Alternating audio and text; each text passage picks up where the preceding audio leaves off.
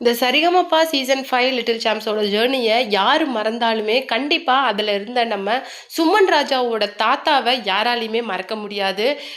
அதாவது சுமன் ராஜாவோட தாத்தா, அபிஷேகாவோட அம்மா, இவங்க எல்லாருமே கண்டஸ்டண்ட்டை தாண்டி வந்து மக்கள் மனசில் இடம் பிடிச்சவங்க அப்படின்னே சொல்லலாம். அதுலேயும் முக்கியமாக அபிஷேகாவோட அம்மா, சுமன் ராஜாவோட தாத்தா எல்லாம் எல்லாருக்கூடயும் வந்து ரொம்ப க்ளோஸாக கனெக்ட் ஆகியிருந்தாங்க.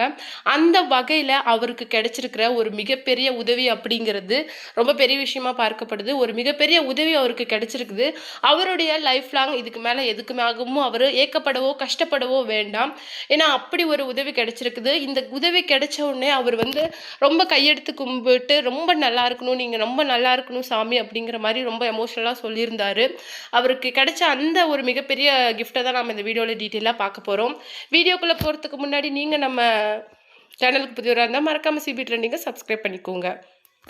சரிகமபா சீசன் 5ல் ஒரு முறை வந்து சுமன் ராஜாவோட தாத்தா என்ன சொல்லியிருந்தாரு அப்படின்னு சொல்லிட்டு பார்த்தீங்கன்னா, இந்த மாதிரி நாங்கள் வந்து தீபாவளி, பொங்கல் இந்த மாதிரி செலிப்ரேஷன்லாம் நாங்கள் பண்ணினது கிடையாது, எங்ககிட்ட வசதி கிடையாது அப்படிங்கிற மாதிரி சொல்லியிருந்தாங்க.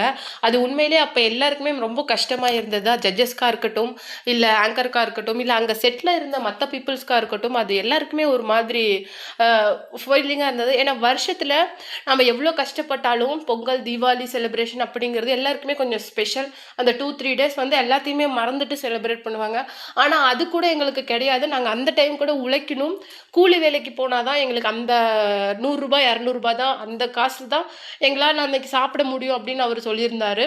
அது எல்லாருக்குமே ரொம்பவும் கஷ்டமாக இருந்தது. இதை வந்து நோட் பண்ண கேஏஜி டைல்ஸோட ஓனர் என்ன பண்ணியிருக்காரு அப்படின்னு சொல்லிட்டு பார்த்தீங்கன்னா 3 lakhs மதிப்புடைய ஒரு கிராஷ் ப்ரைஸை வந்து சுமன் ராஜாவோட ஃபேமிலிக்கு கொடுத்துருக்காங்க.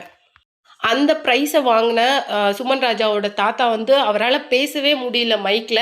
ரொம்பவும் குரல் ரொம்ப ஒரு மாதிரி ஆகிட்டு அப்புறம் தன்னை தேத்திக்கிட்டு என்ன சொன்னார் அப்படின்னு சொல்லிட்டு பார்த்தீங்கன்னா, இந்த பணம் அப்படிங்கிறது எங்கள் வாழ்நாள் முழுக்க உழைச்சா கூட எங்களால் சம்பாதிக்க முடியாது, ரொம்ப நன்றி அப்படிங்கிற மாதிரி அந்த அவருக்கு வந்து ரொம்ப நன்றி சாமி அப்படின்னு சொல்லிட்டு தன்னுடைய அந்த நன்றியை தெரிவித்தார். அது மட்டும் இல்லை, சுமன்ராஜ் வந்து ஒரு டிசர்விங்கான கண்டஸ்டன்ட்னே சொல்லலாம். ஏன்னா க்ளோஸ் டு ஸ்ரீனிவாஸ் சார், அதாவது ஸ்ரீனிவாஸ் சார் வந்து எப்போவுமே சுமன் ராஜா நீ நல்லா பண்ணுவ, நான் உங்ககிட்ட இன்னும் எக்ஸ்பெக்ட் பண்ணுறேன் அப்படிங்கிற வார்த்தை தான் அதிகமாக சொல்லுவார்.